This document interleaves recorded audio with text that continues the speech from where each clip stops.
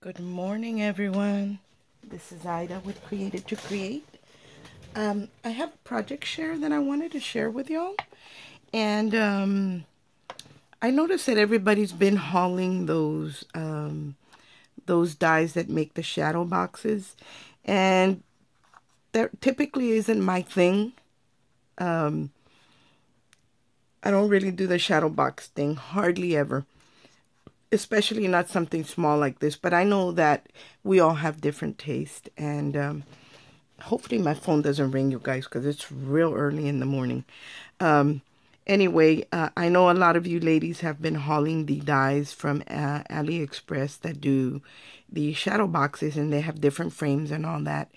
And I'm not knocking the creator or the seller or anything like that, because personally, I love dies. But if you're wanting to create one of those and you don't have the nesting die, or you want to save a little bit without, investing more money in dies, because me personally, I'm trying to be a little bit more careful of how I spend my money, or my husband's money.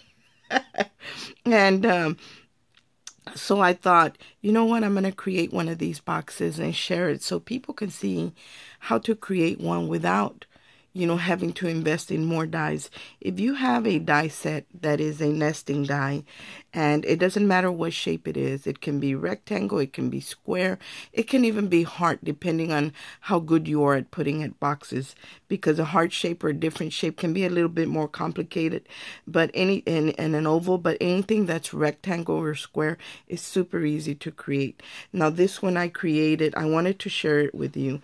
I actually put a light on top of here, and the light is pretty because it's a copper color, and I got these at the Dollar Tree. And I just put it up here because, if I were to do this for someone, of course I would camouflage the light. But I just wanted to share this with y'all. So I did.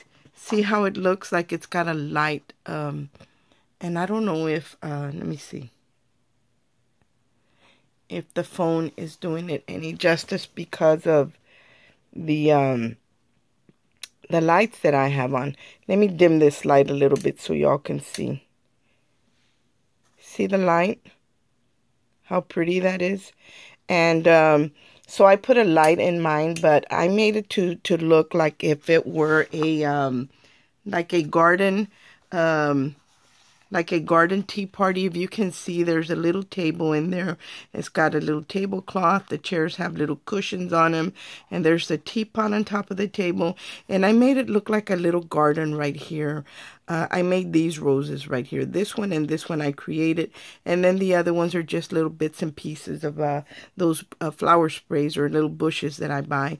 And then I even hung the bird cage, and it's not hanging right now because it's, I have it facing this way, but when it's straight down, the bird cage just hangs straight down. But I even put a bird cage charm in there to look like there's a bird cage hanging in the garden, and then there's a flower there in the corner. I hope that you can, I'm showing it to you right. I hope that you can see what I'm trying to show you. But and then I added this, my friend Carolyn had gifted me this little doll sitting on the teacup stamp and die set. And I hadn't had a chance to use it because I had been doing other things. And to be quite honest, I shy away from coloring because I'm not that good at it. But this one came out pretty good. I think it came out nice. And these flowers right here, see the little blue flowers right here, were gifted to Abby by Sandra Ugarte here recently. And I thought, oh, I have the perfect thing to go on there. So here are Abby's flowers in my craft room. And so I added a little flower to her little outfit and to her hair bow. And I think it ended up really pretty. And right here I added a little cluster of little teeny miniature roses. These are wild orchid craft roses.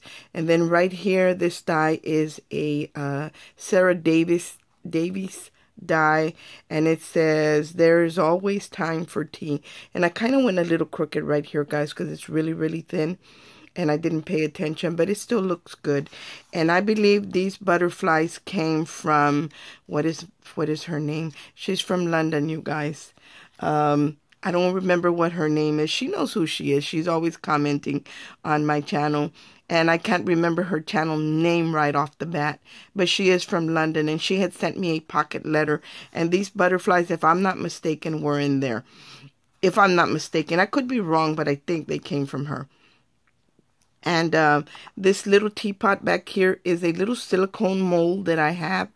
And after I had made the teapot, I glued it to the back, and when it dried a little bit, I did add some gold, and then when that dried, I added some glossy accents to give it that, for it to look like a china teapot, like glass or porcelain.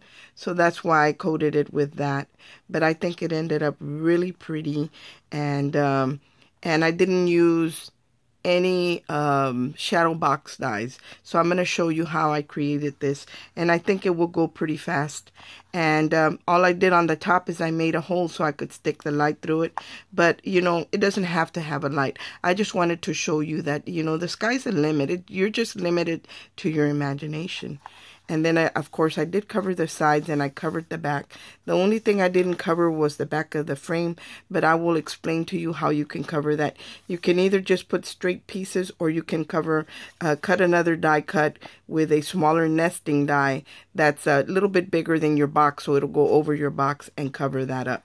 So let's get started, you guys. But anyway, I think it ended up really pretty. And I'm going to turn this off. And this, I don't think this is going to anybody, because really this is not my thing. But I know that a lot of people enjoy those and like making them, and we all have different tastes. Now you only need a couple of things. Okay, you need a set of nesting dies. This is the one that I used, and I picked this one up at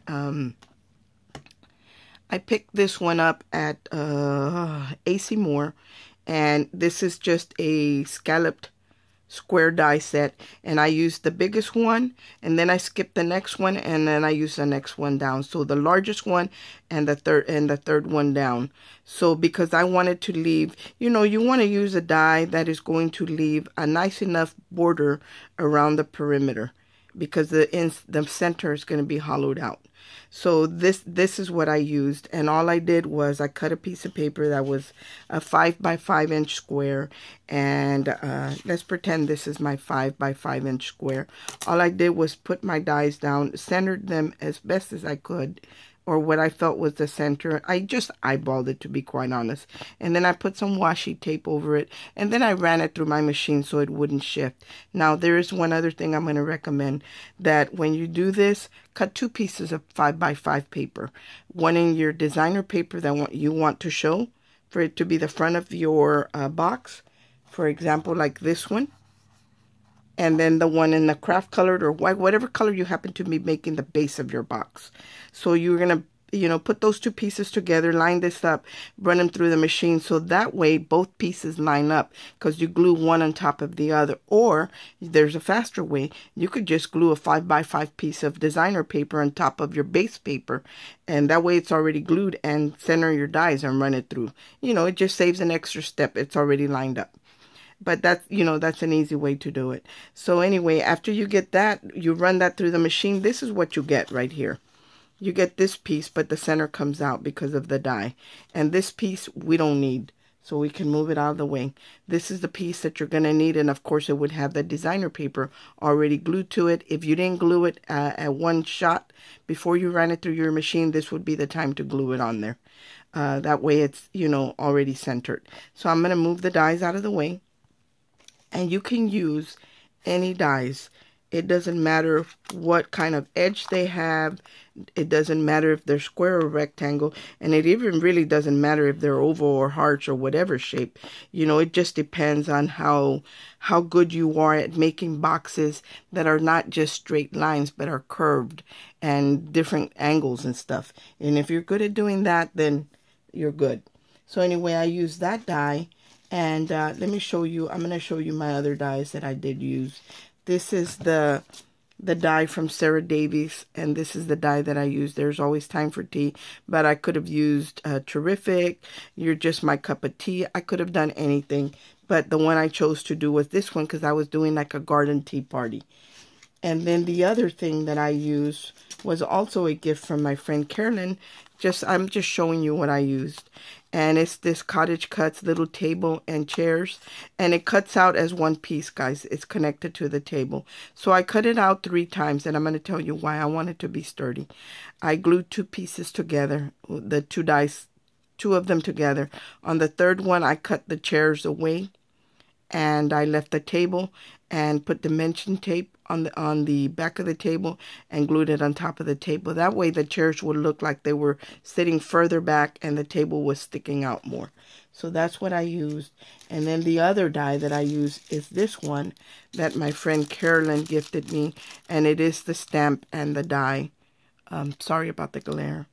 But that's the one that I used, and I did okay as far as coloring, because I normally don't color. So now we're going to set this frame aside. Let's say this already has the designer paper, and you want to do it in strong paper, maybe 110 pounds. So now we're going to score this piece. You're going to need 2 pieces. The 5x5 to cut out your top frame, and then you're going to need a 6x6 piece, guys. So you only need 1 sheet. With 1 sheet of 8.5 by 11, you can make this a shadow box. So we're going to score, and I'm not going to tell you how I came about this, because then the video would be too long, but I had already figured it out. So I cut my 6x6 piece, and I'm going to score at 1/4 of an inch. You're going to score at 1/4 of an inch.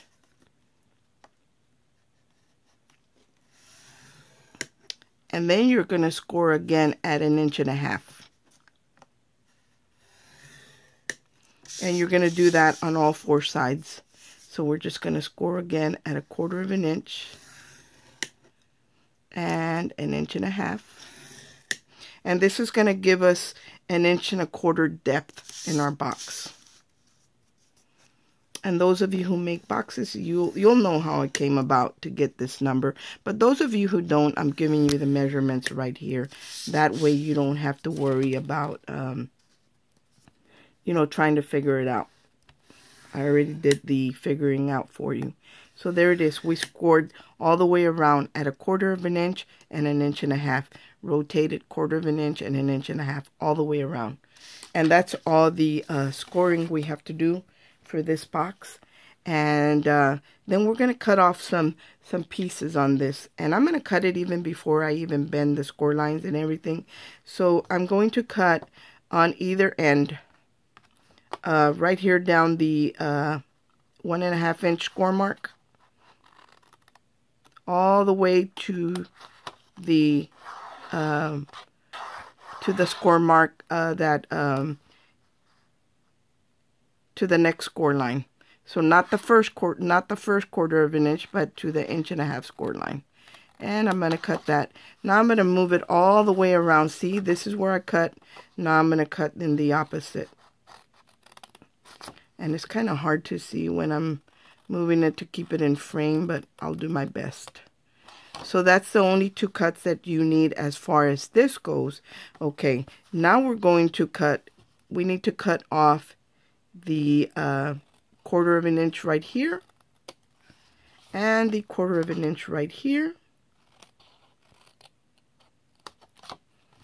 and the 1/4 of an inch right here as well, if I'm not mistaken. So the only 1/4 of an inch marks, that score lines that we don't cut, are the ones that are on either end on the wider sections. These little corner sections, you're going to cut off all these little scores, the 1/4 inch scores.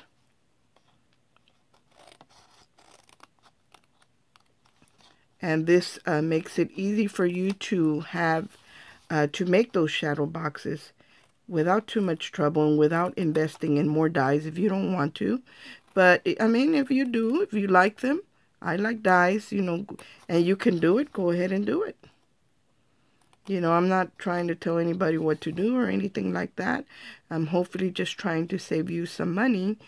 If you don't like to wait like me, I'm trying to save you while you're waiting on your die, if you did order it, a way to keep making it and just coming up, until you get your die in. So that's all I did. I cut the these two sides on either side all the way to the 1 inch, 1.5 inch score mark, and left the 1/4 inch little score marks here, but on the corners I cut them off on all 4 corners, as you can see. So all I left was the 1/4 inch score mark here at the other end, at this side, and on this side, and all the corners are cut off. Now we're going to turn this into a box. So in order to turn this into a box, I am going to snip a little bit right here at an angle, so when I go to make my box, this doesn't interfere. And you don't have to do this, but I think it's better. So I'm just cutting off a little slither on either side of the box, of the cuts,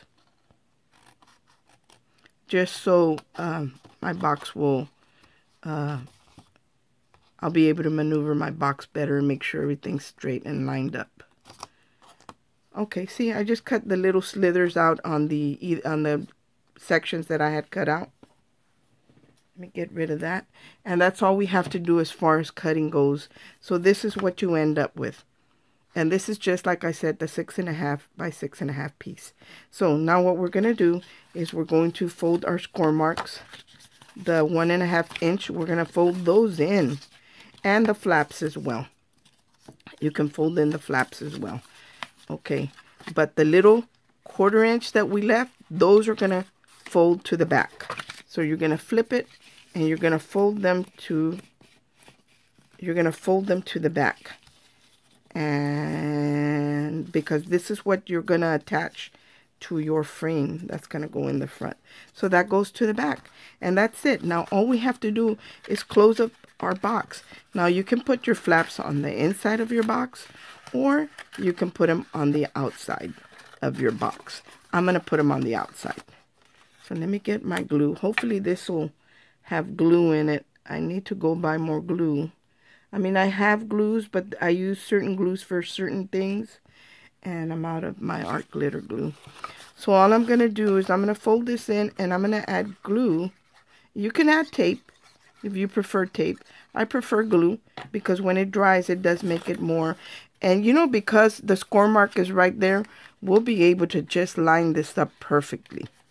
Line it up, push it all the way up to the score mark, and glue it down. So your box will be nice and square because of that score mark. Oops, this one shifted on me.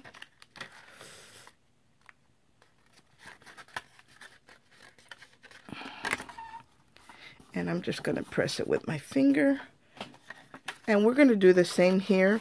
And like I said, I like to do mine on the outside. So I'm just going to fold this in for a little bit. And I'm going to add glue on either side of my flaps. Hopefully you can see what I'm doing. I know it's real early in the morning. And I'm going to do the same here. I'm going to push it all the way up to the score mark and glue this side down. And then I'm going to do the same here. Push it all the way to the score mark and line that up there.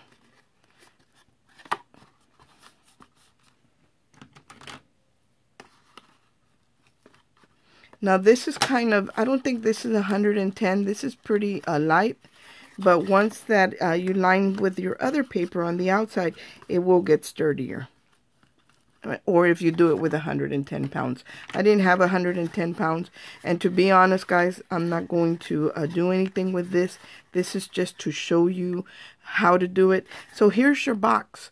Now at this point, I would start papering the inside of the box.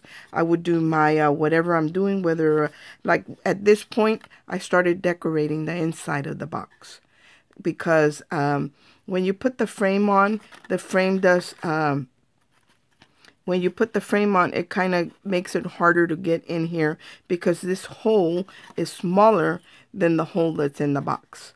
So at this point you would decorate your shadow box. You would do, of course, all the sides and then the back and put your little flowers, whatever you can complete the whole inside, guys, if that's what you're going to do. Now, if you're going to put some type of piece of acetate because you're going to attach something on that acetate, right, and it's going to be like in the front up here. Let me see. I don't think I have a piece here. Here's the bag. Let's say I was going to attach, whether it be close it in with a piece of acetate, whether it would be just a strip of acetate, whatever I was going to do, or ribbon, I would do it at this point before I added this. Now, after you have your box already decorated, you want to add score tape right along here, or double-sided tape, or glue, whatever you prefer to do. I'm not going to glue mine down, guys, because, like I said, I'm not going to use it for this, because it would just go in the garbage. So, right now, after you would put that, of course, you would pull off the tape, or if you're going to use glue, and then you would just center your frame. Center your frame, or you can turn it upside down, put your frame down and kind of center your box over it. You would center your box over it, and when you did that, you should get this. There's your shadow box without buying a shadow box die. But like I said, I'm not knocking the designer. I'm not knocking the dies, because I personally love dies. But this is just a way to use what you already have until you get your die in, or in replacement of that die, whatever you want to do, you know. But I just wanted to share this with you because I thought that this would probably save you money and give you a better idea on how to make these. But I think that it ended up really pretty. But like I said, I wouldn't really keep this. I wouldn't do anything with it. So this is not my thing. But if this is your thing, this is a simple way to make it. I hope that this helps you. And I hope that I explained everything well to you. Because it was very easy to make, guys. All you do is make a box. Make sure you leave a... Whether this could have been, this 1/4 inch here could have been a 1/2 inch too. If you wanted a bigger tabs, you could have left it, instead of a 1/4 inch, you could have made it a 6 1/4 by 6 1/4. And instead of scoring at a 1/2 inch, I mean at a 1/4 of an inch, you would score at a 1/2 inch. And then you would score again at 1 3/4. And you would still have the same depth, but you would have a 1/2 inch lip all the way around your box. But that's how you do that. Anyway, guys, this is what I created. I hope that you try it. And if you do try it, let me know so I can watch your video and see what you came up with. And to do the light, all I did was cut a hole just big enough for the light bulb to go in there. And you can do it on the bottom, you can do it on the side, you can do it on the back. But I kind of felt like if you had like a little chandelier, you could even do like a chandelier charm hanging there, and it would look like a chandelier. I mean, you can do just about anything, guys. Like I said, you're only limited to your imagination. But hopefully this will help you figure out how to make a shadow box without having to invest in the die. Or if you do want to invest in the die, that's fine too. But if you wanted to do a different shape that, you know, there wasn't a die for it, now you know that as long as you have the nesting dies, you can do it. You can use the note nesting dies. You know, Spellbinders has a lot of nesting dies. A lot of companies have nesting dies. I mean, I could have even done this in the shape of a teapot if I wanted to, because I have a teapot nesting die. But I just use this to make it easier. And I think when it's square or rectangle, it's easier for our minds to absorb that. And then after you try this a few times, then we get a little adventurous. Anyway, thanks for watching. I hope everyone has a great day, and God bless. Bye.